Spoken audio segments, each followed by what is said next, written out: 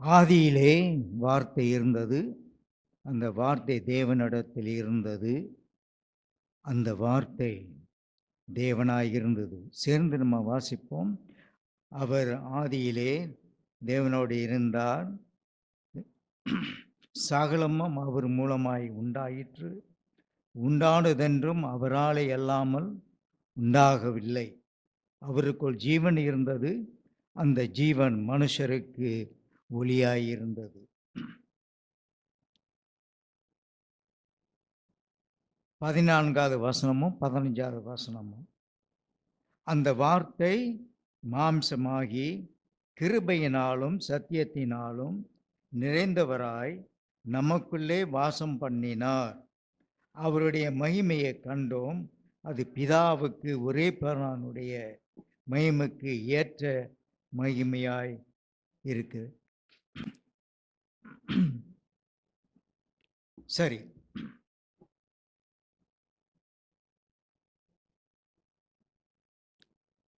நம்ம வாசித்த பகுதி ஒரு சிறு பகுதி தான். ஆனால் 4 சுவிசேஷ நூல்களிலும் மத்தேயு, மார்க்கு, வருஷ சொல்லுங்க பார்ப்போம், மத்தேயு, மார்க்கு, லூக்கா, யோவான், இந்த 4 புத்தகத்திலையும் 4 சுவிசேஷ நூல்களிலும் ஆண்டவர் இயேசுடைய ஊழியத்தை பற்றி சொல்லியிருக்கு. இது இந்த 4 பேர்களும் வித்தியாசமான அப்போஸ்தலர்கள் தான், ஊழியக்காரர்கள் அந்த காலத்தில். ஆனால் அவங்களுடைய பார்வைக்கு எப்படி ஆண்டவர் இயேசுடைய வார்த்தையை அவர் கேட்டு அவர்கள் எப்படி அந்த வார்த்தையை அவர்களை நம்பினார்களோ, அர்த்தத்தோடு அந்த அர்த்தத்தை அவர்கள் புரிந்த அளவுக்கு அந்த சுவிசேஷ நூல்களை எழுதியிருக்கிறார். ரொம்ப வித்தியாசம் அல்ல, வித்தியாசங்கள் உண்டு. ஆனால் ஆக முக்கியமான சுவிசேஷ நூல்னு சொன்னால் யோவான் எழுதின சுவிசேஷம். ஏனென்றால் யோவானுடைய நெருங்கிய இயேசு கிறிஸ்துனுடைய நெருங்கிய ஒரு சீஷன்.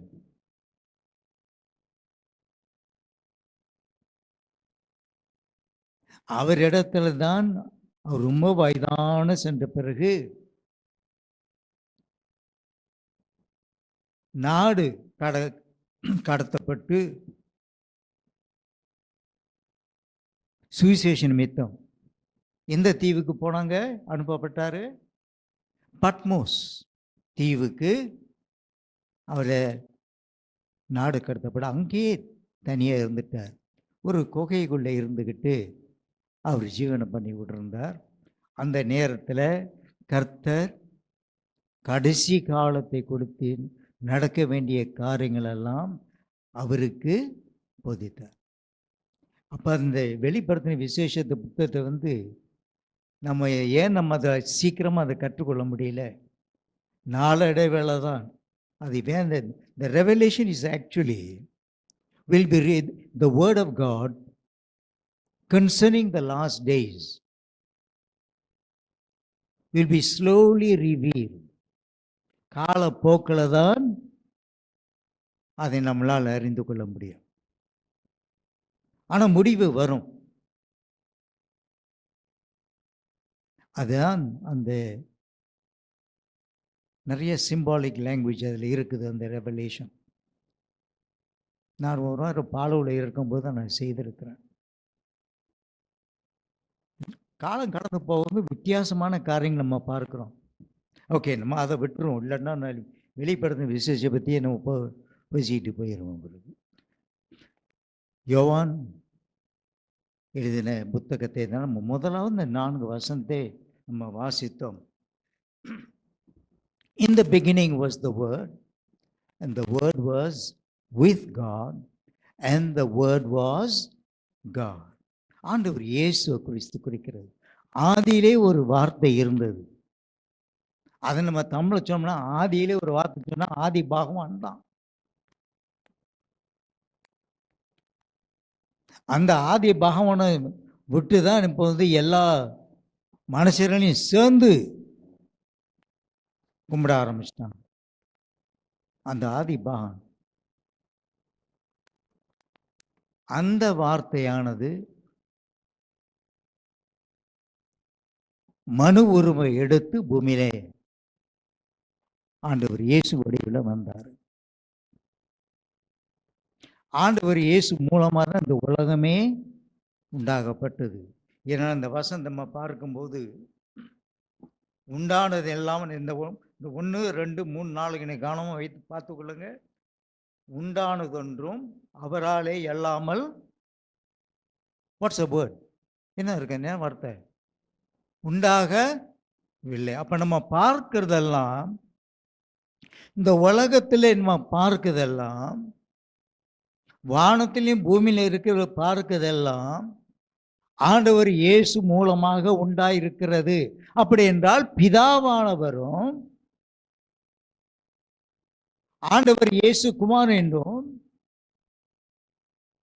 பரிசுத்த ஆவியார் கூட இந்த மூவரும் ஒன்றாயிருந்து இந்த உலகத்தை உருவாக்கினார்கள். அதனாலதான் நம்ம அந்த ஆதியாம் 1வது வசனத்தில் எடுத்து பார்க்கும்போது அதில் சொல்லப்பட்டிருக்கிறது. ஆதி 1:1 யாரோ எடுத்து வாசிங்க, வேகமா வாசிங்க பார்ப்போம்.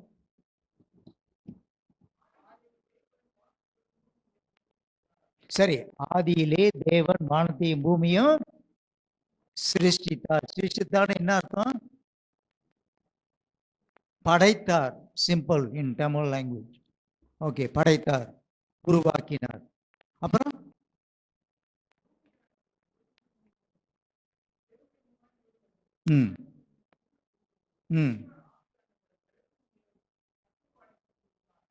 அப்ப அந்த அதே வசனத்துல நம்ம ஆவியானவருடைய கிரியேட்டிவ் வேர்ட், அந்த ஆவியானவர் அந்த இருளிலே அசைவாடி கொண்டிருந்தார். அப்போ யோவான் வெகு காலத்துக்கு பிறகு அதே தான் எழுதியிருக்கிறார். இந்த 5 முதல் புத்தகங்களில் யாரால் எழுதப்பட்டதுங்க?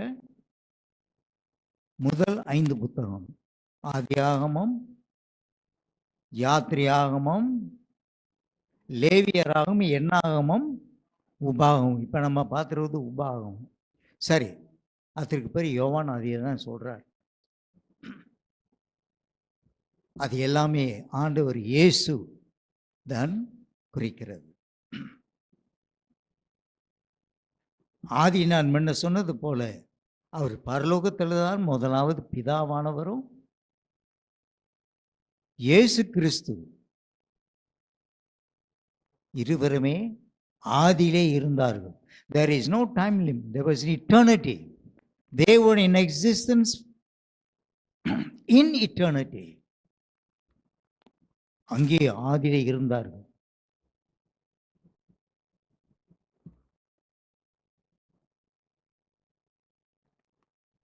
உலகத்துக்கு ஒளியாகவும் ஜீவன் கொடுக்கிற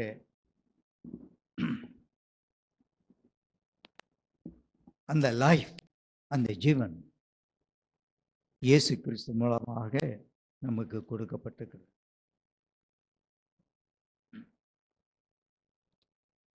நாம் புதன்கிழமை ஆண்டவர் இயேசு யார், அவர் இருந்த காலத்தில் யார் யார் அங்கே ஆட்சி புரிந்தார்கள், யார் யார் அங்கே அதிகாரத்தை பெற்று மக்களோடு இருந்திருக்கு, இதெல்லாம் நம்ம பார்த்தோம். இன்றைக்கு அவருடைய போதனை எப்படிப்பட்டது, அவருடைய வார்த்தை, the person of the Lord Jesus Christ, now the teachings of the Lord Jesus Christ, teachings, அவருடைய வார்த்தை கேட்டு ரட்சிக்கப்பட்டவர்கள் லட்சக்கணக்கான மக்கள் ரட்சிப்படைந்திருக்கிறார்கள்.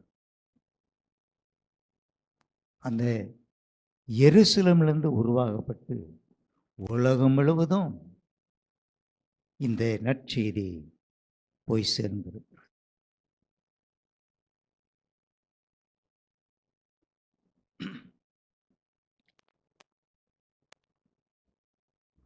அவருடைய போதனை என்ன? மார்க் 1:14-15 அதை எடுத்து பாருங்க. மத்தேயு, மார்க் 1:14-15 எடுத்துங்க, வாசிங்க பார்ப்போம்.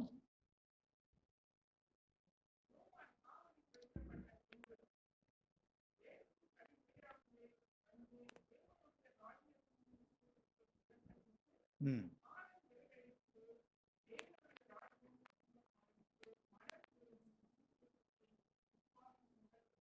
ம்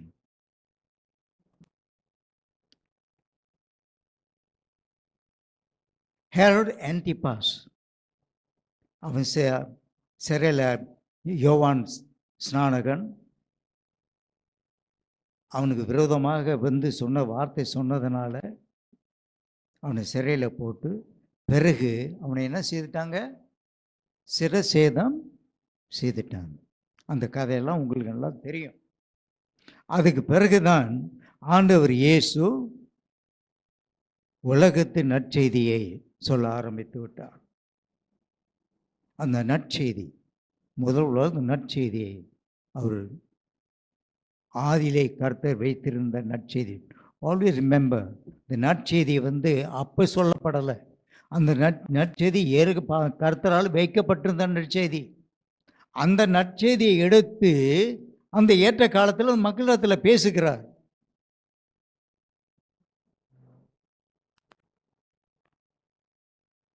இந்த யோவான் ஸ்நானகனுடைய ஊழியம் எப்படிப்பட்டது? அதோடைய கசன் பிரதர் தான்.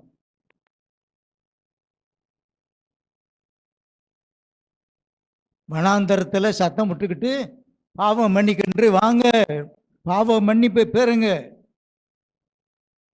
அதனால தான் அவர் ஞானஸ்தானம் பாவம் மன்னிப்புக்கு ஏற்ற ஞானஸ்தானத்தை அவர் கொடுத்து வந்தார். ஏன் அவர்களுக்கு அந்த ஞானஸ்தானம் கொடுக்கணும்? அவருக்கு தான் ஆபிரமுடைய பிள்ளைகளாச்சே. அவங்களாம் ஆபிரமுடைய பிள்ளைகளாச்சே. மோசேயுடைய பிரமாணத்தை கைப்பிடி அவர்கள் கேட்டு அதன்படி நடந்தவர்களாச்சு. ஏன்னா அப்படிப்பட்டவர்கள் ஏன் அவர்கள் மனம் திரும்பணும்? இப்ப சபையில நம்ம வந்து கொண்டிருக்கிறோம், வரும்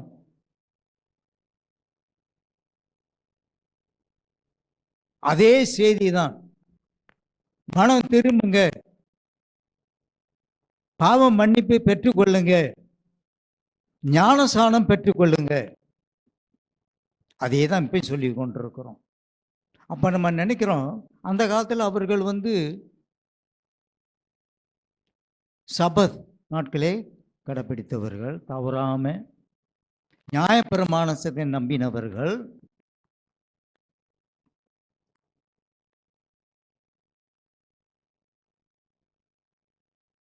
அந்த வார்த்தைகளை நம்பி அவள் இருந்தவர்கள். தவறாமல் தேவாலயத்துக்கு போயிடுவாங்க, பலி செலுத்துவாங்க, தகன பலி, பாவம் மன்னிப்பு பலி செலுத்துவாங்க. அப்ப இவங்களாம் அதை செய்திருக்காங்க பாருங்க. ஆனால் திஸ் இஸ் நாட் இனஃப். நீங்க செய்யறதெல்லாம் சரி, ஆனா இன்னும் செய்ய வேண்டியது இருக்குது. இதெல்லாம் நீங்கள் ஒரு கடமைக்காக செய்துட்டு போயிடலாம். அதான் இப்போ யோவான் ஸ்நானகன் சொல்கிறான், நீங்கள் இதெல்லாம் கடமைக்கு வந்துட்டு போயிடுறீங்க. நம்முடைய பிதா மோசே, நம்முடைய பிதா ஆபிரகாம், அவர் மூலமா நம்ம விசுவாசிக்கிறோம். இப்போ நம்ம கர்த்தருடைய பிள்ளைகள் அப்படி ஆயிட்டோம். You are my chosen people, I made கவர்னன் வித் யூ. உண்மைதான். அப்போ யோவான் ஸ்நானன் இந்த காலகட்டத்தில் இவைகள்லாம் செய்கிறது நல்லது, ஆனால் இன்னும் செய்ய வேண்டியது ஒன்று இருக்குது. என்ன? பாவம் மன்னிப்பு நீங்கள் பெற்றுக்கொள்ளணுமே. எப்படி? நீங்கள் ஒரு கடாயை நீங்கள் கொண்டு போய் ஆசிரியர்கிட்ட கொடுத்து வெட்டியாத தகன பள்ளி ஆக்கினோமா, பாவம் போயிடுது. அப்போ கொடுத்தாரு. இப்ப ஏன்னா யோவான் ஸ்நானகன் ஆண்டோட இயேசுடைய வருகையை ஆயத்தப்படுத்துறார். He is preparing the way for the Lord Jesus Christ. அதனாலதான் அவன் வண்ணாந்திரத்திலிருந்து சத்தம் போட்டுக்கிட்டு அந்த யோர்தான் நதியில இருந்துகிட்டு கூப்பிடுறான். அதை நீங்க பார்க்க இருந்தால் நீங்க மத்தேயு எழுதின சுவிசேஷத்தை நீங்க பார்க்க வேண்டும். அது இப்ப பார்க்க வேண்டாம். மத்தேயு 3:1-12, மத்தேயு 3:1-12 அது சொல்லப்பட்டிருக்கிறாங்க. நீங்களாம் நல்ல பிள்ளைங்க தான். நீங்க லீட் அ குட் லைஃப், கம்ஃபர்டபுளா இருக்கிறோம்.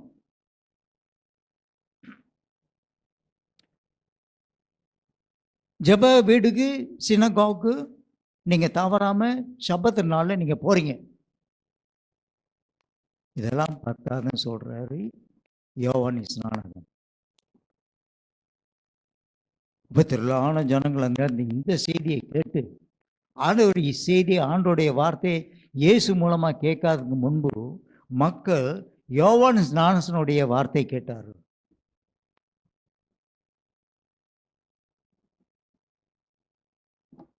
அதே செய்தி நம்ம இந்த காலத்தில் நினைச்சு பார்த்தோம்னா, சபைக்கு வரதுனாலேயோ காணிக்கை கொடுக்கறதுனாலேயோ தவறாமல் ஆலயத்துக்கு வர்றதுனாலேயோ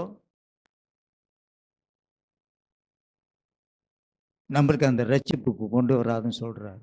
பாவ மன்னிப்பு பெற்றுக்கொள்ளணும். அதே நேரத்தில் நம்ம நினைக்க என்ன, நம்ம அடிக்கடி பாவத்தை பற்றியே நினச்சிக்கிட்டு இருக்கோம். அது ஒரு பாவத்தை செய்துட்டா அதை பாவ மன்னிப்பு பெற்றுக்கொண்டால் கர்த்தர் மறந்துடுறார், நம்ம மறக்க முடியல. This is a trouble with us. ஆனால் யோவான் ஸ்நானகன் கொடுக்கப்பட்ட ஊழியத்தை செய்தான். அதனாலேயே அவனுடைய தலையே போயிருச்சு.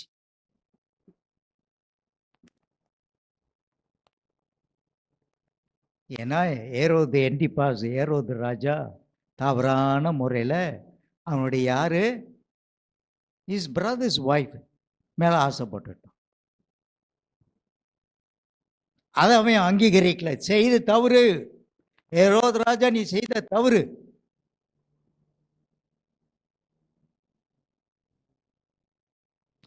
நம்ம இருக்கிற வாழ்கிற காலம் வேற, அவங்க இருந்த காலம் வாழ்ந்த காலம் வேற. இப்போ இந்த காலத்தில் போய் யாராச்சும் இந்த மாதிரி நம்ம பேச முடியுமா? உன் வேலையை பார்த்து போயா அப்படின்ட்டுருவான். உனக்கு என்ன ஒன்று, என்ன வேலை, நான் என்ன செய்யணும், உனக்கு என்ன? ராஜாவுக்கு அந்த அதிகாரத்தை பயன்படுத்தி யோவான் ஸ்நானகனுடைய வாயை அடைச்சி போட்டாங்க. மாத்திரமல்ல, அவனை கொன்றும் போட்டாங்க. அந்த கொண்டு போட்ட பிறகுதான் ஆண்டவர் இயேசு தன்னுடைய ஊழியத்தை செய்ய ஆரம்பிச்சிட்டார். Repent, for the kingdom of heaven is near.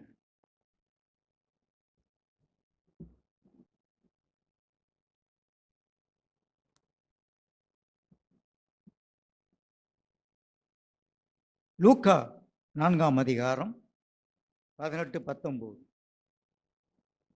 லூக்கா 4ஆம் அதிகாரம்.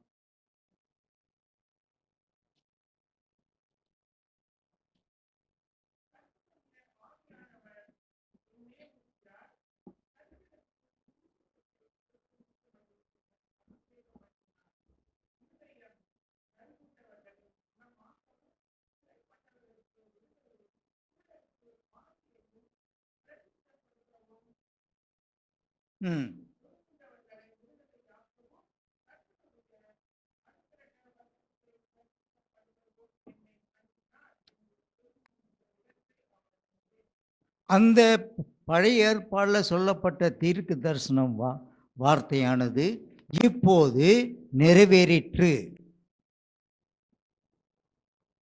It is a fulfillment of the prophecy. அப்போ ஆண்டவர் இயேசு செய்கிறது ஏற்கனவே இப்படிப்பட்ட ஒரு காரியம், இப்படிப்பட்ட ஒரு தேவகுமாரன் இந்த இடத்துக்கு வருவார், அவர் உலகத்தை இந்த வார்த்தையை சொல்லுவார். இது எல்லாமே பழைய ஏற்பாட்டிலேயே பார்க்கல. ஆனா அவங்களுடைய ஞானத்துல, கர்த்தர் கொடுத்த அந்த ஞானத்துல இவையெல்லாம் வருங்காலத்தில் இதெல்லாம் நடக்கும். அதே மாதிரி இப்போது நடந்திருக்கிறது. அதுதான் இப்ப நம்ம பார்க்கிறோம்.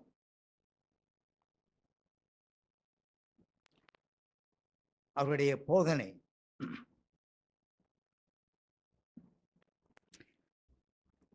அதே நேரத்தில் நான் போன வாரம் நான் சொன்னது புதன்கிழமை சொன்னது போல பல தரப்பு உள்ள மலங்க டிஃப்ரெண்ட் குரூப்ஸ், பல குரூப்ஸ் அங்கே இருந்துச்சு. சதுசேயர்கள், பரிசேயர்கள், ஜீலாட்ஸ், அதாவது தீவிரமாக அரசியல் ஈடுபட்டவர்கள், ஈசினேஸ் வனாந்தரில் இருந்தவர்கள்,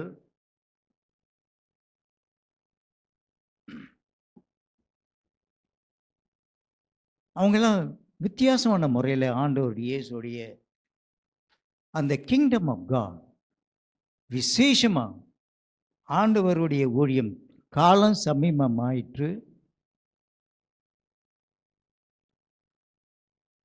தேவனுடைய ராஜ்யத்தை குறித்து அவர் பிரசங்கித்தார்.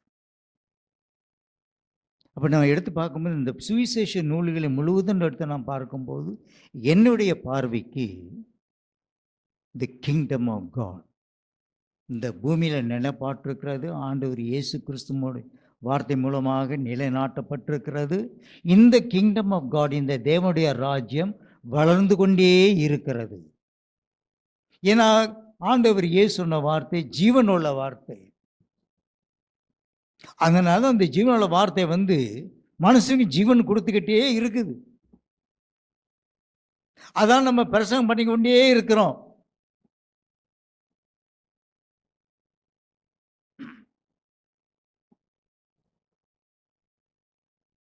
ஆனால் யூதர்கள் என்ன நினச்சாங்கன்னா, அவர்கள் எதிர்பார்த்தது அதிகமாக ரோமர் ராஜ்யம் ரொம்ப கொடுமையாக நம்மளை வழி நடத்திட்டு வராங்க.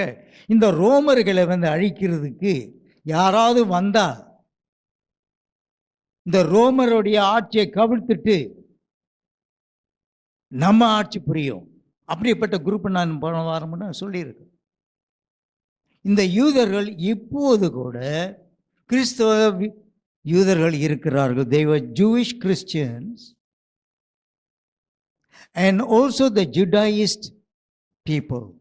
the Judaism சொல்லும்போது அந்த நியாயப்பிரமாணம், மோசே கொடுத்த நியாயப்பிரமாணத்தையும் மற்ற எல்லா கட்டங்களும் நிறைவேற்றுகிறவர்கள் தான் இந்த ஜுடாயிஸ்ட்.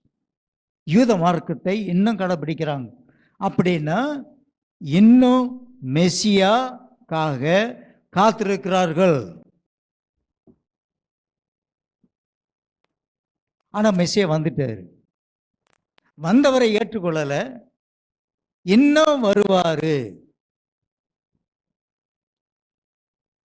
இப்போ 1.5 வருஷம் அந்த காசா ஸ்ட்ரிப்பில் போட்டு போய் அடித்து நெருப்பு எல்லாம் அந்த இடமெல்லாம் தூளாக்கிட்டானுங்க.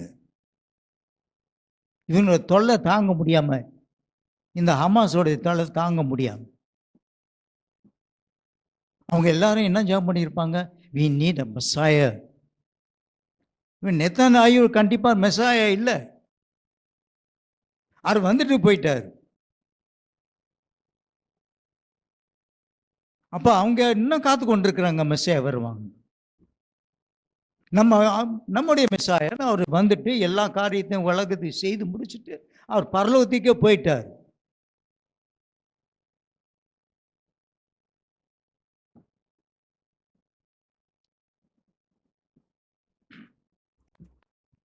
அருமையான போதகத்தை பூலோகத்தை விட்டு போத முன்பு சொல்ல வேண்டியதெல்லாம் சொல்லிட்டு போயிருக்கிறார் ஆண்டவர் இயேசு. அதுதான் காலம் பூரமாக இந்த 2000 வருஷம் காலமாக நம்ம பாட்டு பேசிக்கிட்டு இருக்கிறோம். மத்தேயு 5:1-12 வரை.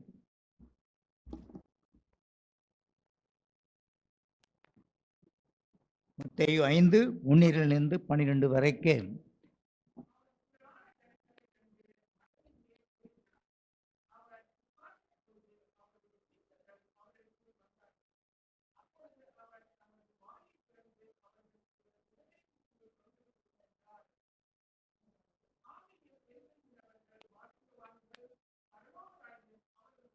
ம்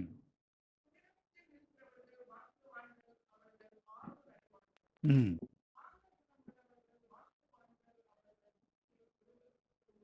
ம்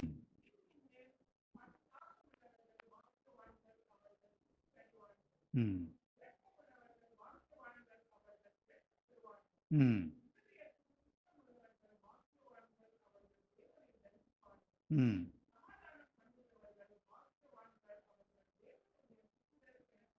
ம்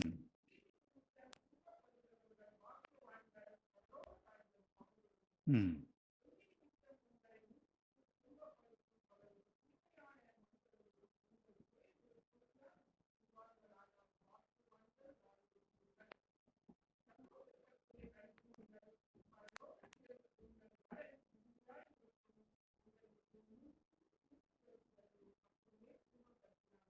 சரி, அருமையான வார்த்தைகள். இந்த sermon of the mount.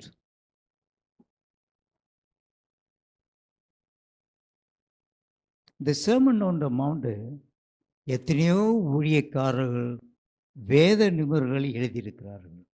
எத்தனையோ. sermon is such a beautiful passage in the whole of scripture, we can say. எல்லாமே அதில் அடங்கி இருக்கிறது பாருங்க. அதை ஒவ்வொரு வசனத்தை ஒவ்வொரு வாரம் நம்ம பிரசங்கிக்கலாம். கொஞ்ச காலத்துக்கு முன்னே நான் செய்திருக்க மாதிரி தெரியுது. அதை மறுபடியும் ஞாபகப்படுத்திக் கொள்ளலாம். But not now. sermon of the mount. நான் இவ்வளவோ இந்த காந்தியை பற்றி நான் படிச்சுக்கிட்டு இருந்தேன். காந்தி இங்கிலாண்டில் வந்து லா படிச்சுக்கிட்டு இருக்கும்போது இந்த sermon of the mount தான் அவர் இருதயத்தை தொட்டுது. அவர் என்ன சொல்லுவார், இதில் உள்ள இயேசுவோடு சொன்ன வார்த்தை சத்தியம். இயேசுவை நான் ரொம்ப மதிக்கிறேன். ஆனால் கிறிஸ்தவர்களுடைய ஜீவியத்தை நாம் பார்க்கும்போது என்ன இந்த வேதத்தை சொல்கிற மாதிரியே அவங்க நடக்கலையே. அவருக்கு ஒரு மன வேதனை.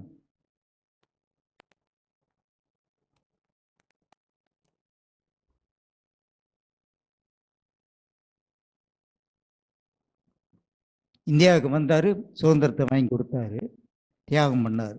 ஒரு நாள் சுடப்பட்டார். எங்கே போனார்? கோயிலுக்கு போகிற நேரத்தில் சுடப்பட்டார். அப்போ வாயிலிருந்து வந்த வார்த்தை என்ன தெரியுமா? ராம் ராம். அப்போ மனசில் என்ன ஐயா இருந்துச்சு? இயேசுவா இருந்தார் இல்லையே, ரட்சிப்பை அடையவே இல்லையே. நான் go and check all these books. காந்தியோடைய சத்தியத்தை நம்ம எவ்வளோ ஆவலாக படிச்சிருக்கோம் பாரு ஒரு காலத்தில். நிறைய படங்கள்லாம் வெளியாயிடுச்சு. ஆனால் கடைசியில் பாருங்கள் என்னாச்சு? sermon of the mount வந்து ரொம்ப நல்ல அருமையான வசனங்கள் சொல்லிட்டு கடைசியாக சாகும்போது எப்படி செத்தாரு? இயேசுவேன்னு சொல்லியா செத்து போனார்? இல்லை. அப்போ அவருக்கு வந்து எந்த இடத்துக்கு போகிறான்னு உங்களுக்கு நீங்களே சொல்லிங்க. நான் சொல்லக்கூடாது, கர்த்தருக்கு தான் தெரியும். ஆல்ரைட், சொல்ல முடியாதில்ல. சாக போகிற மனுஷன் எதை யாரை நினச்சி செத்து போனான்னு யாரும் சொல்ல முடியுமா? நீ நகரத்துக்கு போகிறன்னு சொல்ல முடியுமா? அவன் சாகிற நேரத்தில் யாரை நினச்சி போனான் உள்ளுக்கு.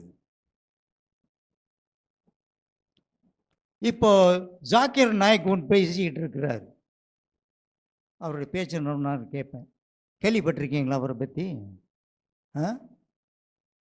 வாதாடுறாரு பாருங்க.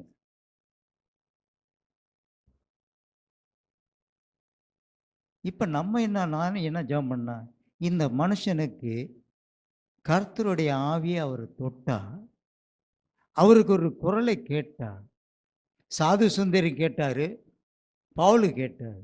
அதுபோல பல பேருக்கு அந்த மாதிரி தரிசனம் வந்துச்சு. இந்த மனுஷனுக்கு ஏன் இந்த தரிசனம் வரக்கூடாது?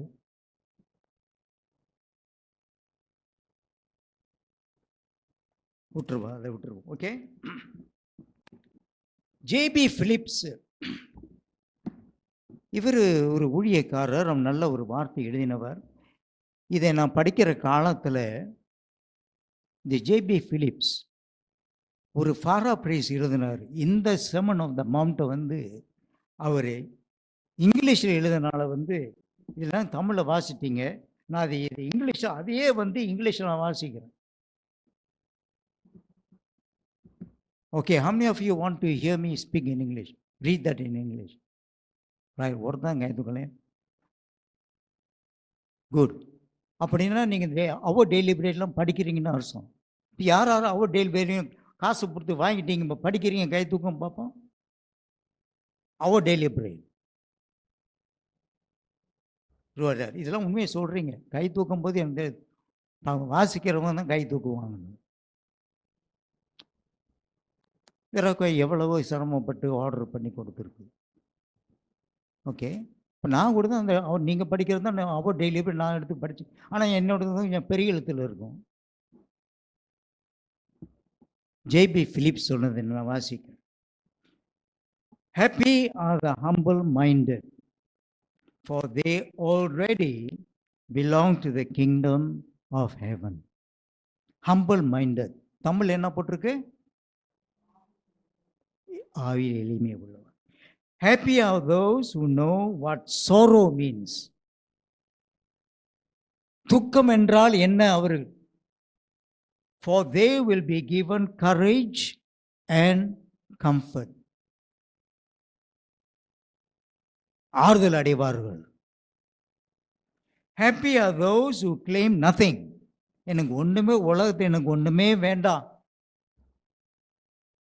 இதெல்லாம் நான் கொண்டு போகிறதுக்கு இல்லை, தற்காலிகமாக இருக்கிற வரைக்கும் இதெல்லாம் பாய்ச்சிக்கிட்டு இருக்க போகிறேன். Happy are those who claim nothing, for the whole earth will belong to them. அது எப்படி தமிழ் எப்படி போட்டிருக்கு? அதில் பூமியே சுதந்திரத்துக்குள்ள அவனுக்குள்ள ஒன்றுமே இல்லை. இப்போ எந்த ரீதியில் அவர் சொல்றாரு?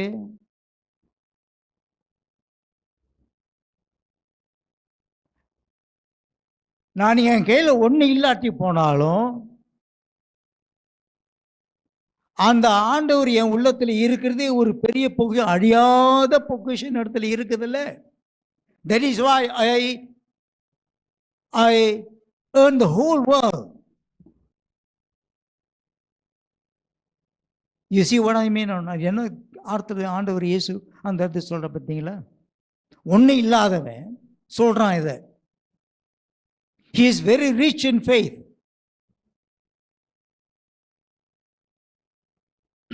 அடுத்தது நம்ம இந்த 4வது வசனம். Happy are those who are hungry and thirsty for goodness, for they will be fully satisfied. அதை வாசிங்க மறுபடியும்.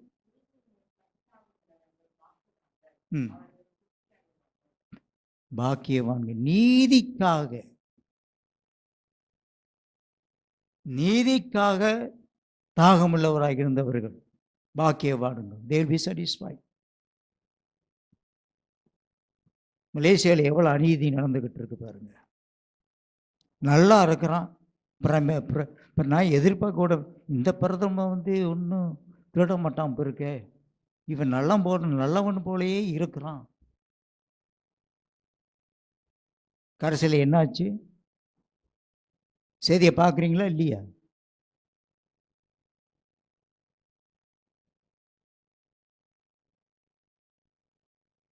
அப்போ நான் நினச்சேன், இவை எல்லாத்துக்கும் தெரியாமல் செய்துட்டா, ஆனால் கர்த்தர் என்ன பண்ணிட்டாரு? காட்டி கொடுத்துட்டாரு.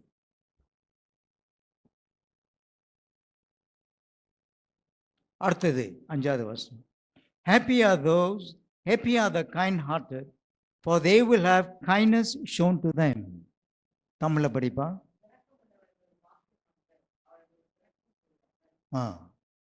ஆண்டவர் இயேசுடைய போதனை பார்த்தீங்களாங்க. You really enjoy when you read in both languages. 2 language நீங்கள் படித்து கற்றுக்கொள்ளுங்க.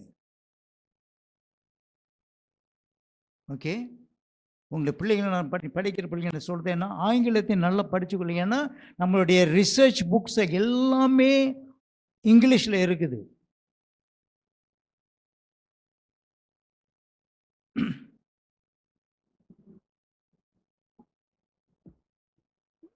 நம்ம கைண்ட் ஹார்ட்டடாக இருந்தோம்னா யாராவது வந்து kind hearted person will come and help us. அப்படிப்பட்ட இருதயம் உள்ளவர்கள் நமக்கு வந்து உதவி செய்வார்கள். ஏன்னா நம்ம வந்து அவன் கைண்ட் மற்றவர்களுக்கு நன்மை செய்ததுனால. அடுத்தது 6வது வசனம். Happy are the pure in heart, for they will see God. 6வது வசனம் படிங்க இங்கிலீஷ் தமிழில்.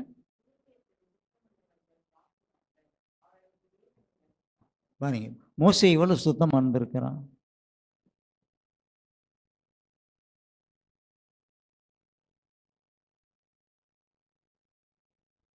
பவுல் எவ்வளவு பரிசுத்த பவுல் எப்படி இருந்திருப்பாரு.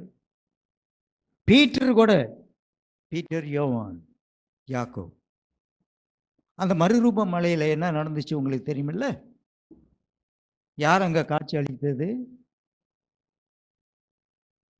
எலியாவும். அந்த மறுரூப மலையில் எலியாவும் மோசே இருந்தாங்களா? இருவரும் பேசிக்கிறாங்க. அந்த காட்சியை பார்க்கறதுக்கு இந்த மூவருக்கு கொடுக்கப்பட்டு, அப்போ ஒருத்தன் சொன்னால் எல்லாத்துக்கும் ஆளுக்கு ஒரு பீடத்தை கட்டி வைக்கணும்.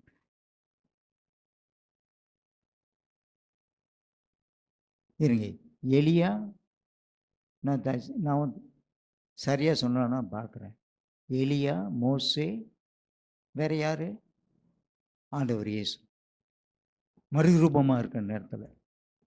சரி, அடுத்ததுக்கு வருவோம். Happy are those who make peace, for they will be known as sons of God. தமிழ்ல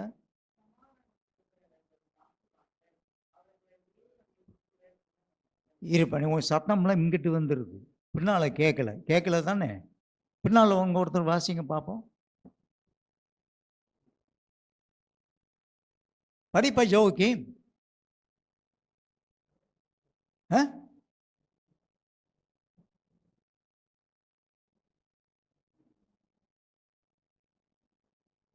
மத்தேயு 5:1-12 அதில் அந்த சர்மன் ஆஃப் த மந்த்ல வந்து 6வது வசனம்.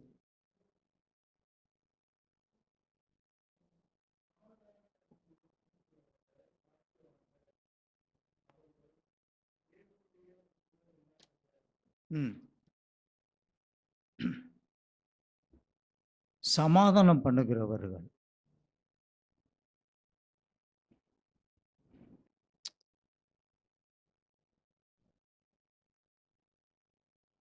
இந்த தமிழ் சீரீஸ் நீங்கள் பார்க்குறீங்களா? உங்களுக்கு பார்க்கும்போது சமாதானம் இருக்குதுங்க உள்ளத்தில்? சொல்லுங்க பார்ப்போம்.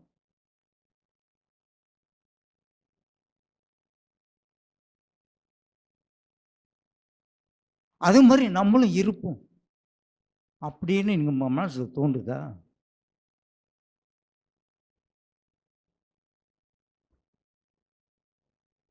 இந்த மாதிரி மனுஷன் இந்த உலகத்தில் இருக்கக்கூடாது, அப்படிதான் நினைப்போம்.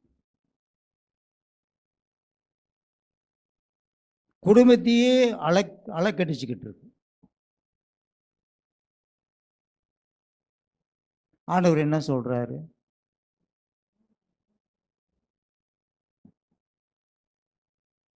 சமாதானத்தை கொண்டு வாங்க. சமாதானத்துக்கு இப்போ யுக்ரைனுக்கும் ரஷ்யாவுக்கு இடையே யுத்தத்தை வந்து நிறுத்துறதுக்கு சமாதானத்தை தேடுகிறான். அது ட்ரம்ப் கையில் தான் இருக்குதுன்னு இப்போதையும் நம்ம பார்க்குறோம். ட்ரம்ப் ஏதாவது செய்வாருன்னு. இப்போ உலகத்தை சரி பெரிய பெரிய குண்டு போட்டுட்டாரு பாருங்க. ஆனால் சமாதானம் வந்துடுதுன்னு சொல்கிறாரு. காசாவுக்கு இந்த இஸ்ரேலுக்கும் ஹமாஸுக்கும் அதை சண்டை நிறுத்த போது இவர் கையில் தான் இருக்குங்கிறாங்க. Praise the Lord. அவர் என்ன சொல்கிறார்? I am going to bring peace in Ukraine. I'm going to bring peace in Gaza. I'm going to give peace in the whole world. Bring peace to the whole world. I said, amen, brother. Bless you. இப்படிப்பட்ட சமாதானம் ஒவ்வொரு நாளைக்கும் உயிர் இறந்துக்கிட்டு சாகிறாங்களே, இதுக்கு முடிவு கர்த்தர் கொண்டு வரணும். அதான் நம்ம ஜெபம் பண்ணுறோம்.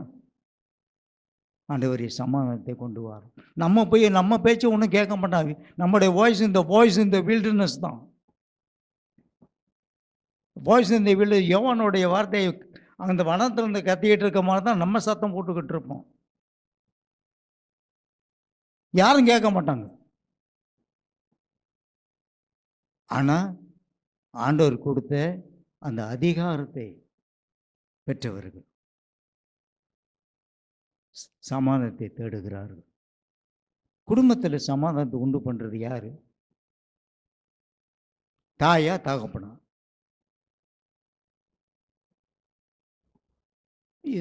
இது கேள்வியோட வச்சு நீ ஒன்றும் பதில் சொல்ல வேண்டாம். ஓகே.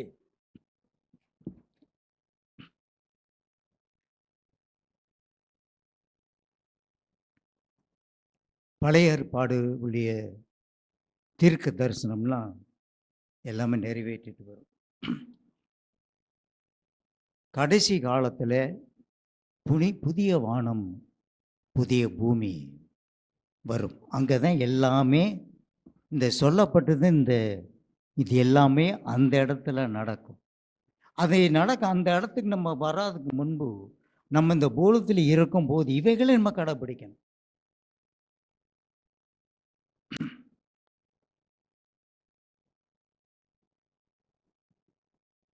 இன்னொரு காரியம் நான் பார்த்து முடிக்கணும்.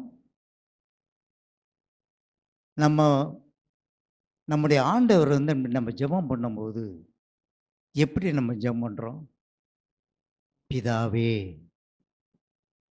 பிதான்னு சொல்லும்போது ஏன் கடவுளேன்னு சொல்கிறத விட்டுவிட்டு ஏன் பிதான்னு சொல்கிறோம்?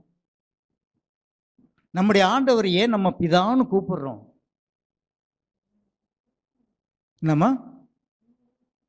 நம்முடைய அந்த சொல்லும் போது ஒரு உறவு காட்டுகிறது. ஒரு குடும்பத்தில் ஒரு உறவு காட்டுகிறது போல இங்கே ஆண்டவர் இயேசு அந்த இடத்துல காட்டுகிறார்.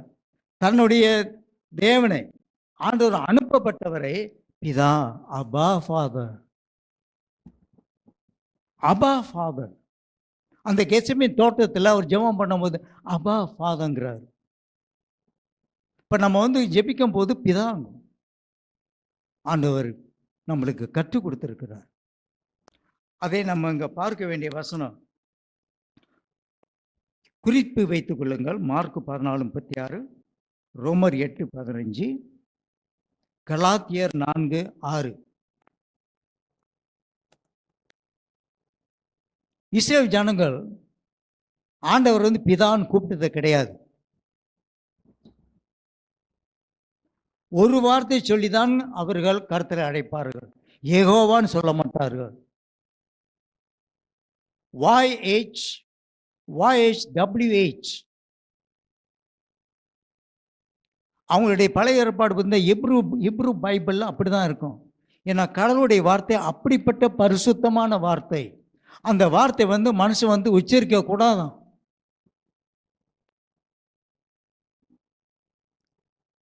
அது இங்கிலீஷில் டெட்ராகிராமட்டோன்னு சொல்லுவாங்க. நான் படிச்சிருக்கேன். அது YHWH. ஆனால் இப்போ யூதர்கள் கும்பிடும்போது ஆண்டவரை பார்த்து அடோனாய் அடோனாய்னு கூப்பிடுவார்கள். Lord, personal name of God சொல்ல மாட்டாங்க.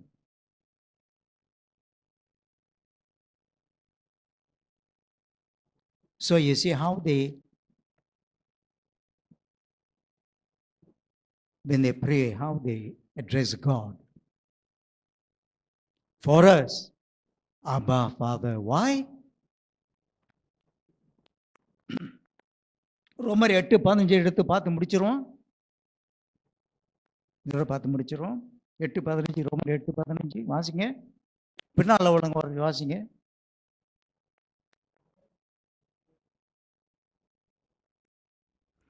ரோமர் 8:15 நல்ல வேகமா வாசிங்க.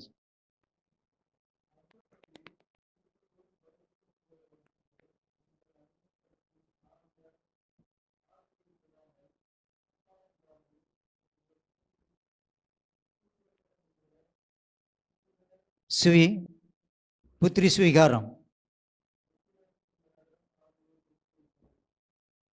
The Spirit of Christ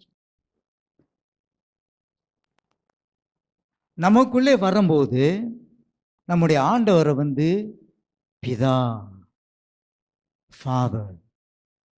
How wonderful when you say the prayer, oh Lord சொல்றோம். சரி, Father, thank you Father, bless you Father. How wonderful. Why? Because the spirit of sonship is in you. அந்த புத்திரி சுபகாரத்தின் ஆவி நமக்குள்ளே இருக்கிறது. அதனால ஆண்டவரை நம்ம கடவுளேன்னு சொல்லாம, தேவனேன்னு சொல்லாம, பிதா, ஒரு நெருங்கிய உறவு ஏற்படுகிறது. It's a wonderful relationship with God. Because when we address God as Father, it symbolizes the relationship, close relationship, நெருங்கிய உறவு காட்டுகிறது. அப்பா ஃபாதர். கலாத்தியர் 4:6 கடைசியாக இதை பார்த்து முடிச்சிருவோம்.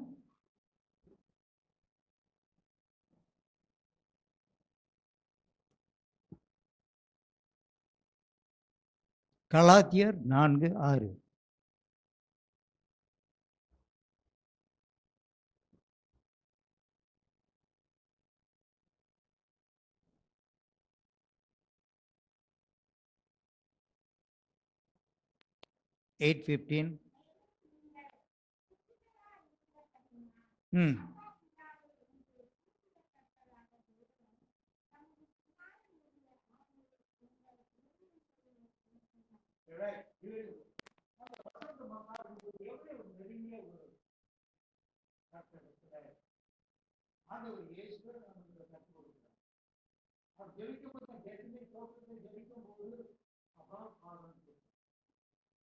அதேதான் நம்ம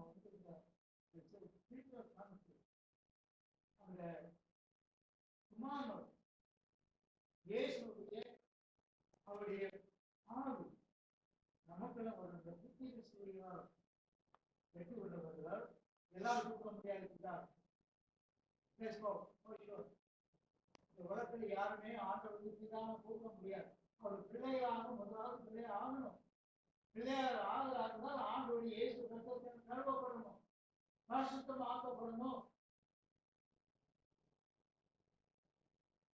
அவர் நம்மளுக்கு அந்த அதிகாரத்தை கொடுக்கிறார். இப்போ you are my son, I am your father. அப்போ சாமிக்கு ஒரு அதிகாரத்தை கொடுத்ததுனால ஆண்டவர் நம்ம எப்படி சொல்றோம்? with authority, அதிகாரத்துடன் நம்முடைய ஆண்டவர் பிதான்னு கூப்பிடுறோம். எல்லாருக்கும் அந்த அதிகாரம் கவனிச்சிருக்கீங்களா? ஆண்டு இயேசு கிறிஸ்து வந்த பிறகுதான் நம்முடைய ஆண்டவர் பிதா ஜெபம் பண்ணுவோம். அப்படி பிதாவே